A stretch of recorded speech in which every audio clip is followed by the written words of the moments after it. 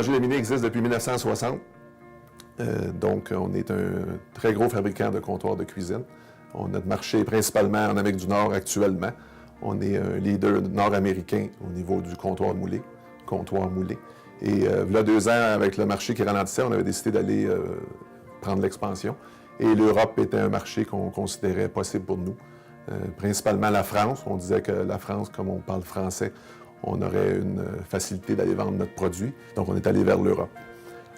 On a découvert, par contre, que même si c'était français, il y avait des grandes différences culturelles de notre façon de faire les affaires.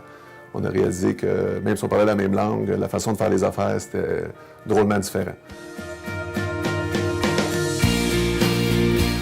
La meilleure façon de ne pas avoir de problème quand on veut faire des affaires en Europe, c'est de consulter des fiscalistes, planifier notre entrée sur le marché européen et savoir quelles sont nos attentes et savoir quelles sont nos obligations.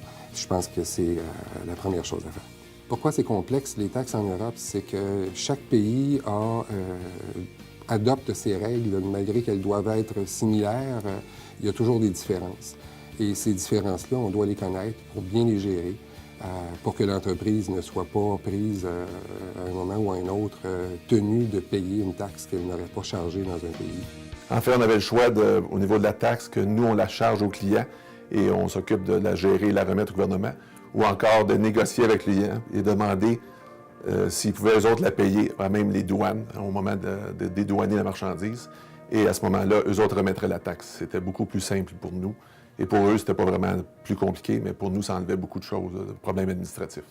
Les taux de taxes dans les pays européens sont très différents. Ça varie, le taux régulier varie entre 15 et 25 Donc, il faut savoir ça, parce que si on établit un prix en fonction de ce que le consommateur est capable de payer, bien, il faut savoir que dans un cas, il pourrait avoir à payer 25 et dans un autre, 15 La crise qu'on vit actuellement en Europe a un impact sur la gestion des taxes, certainement parce que les taux de taxes augmentent.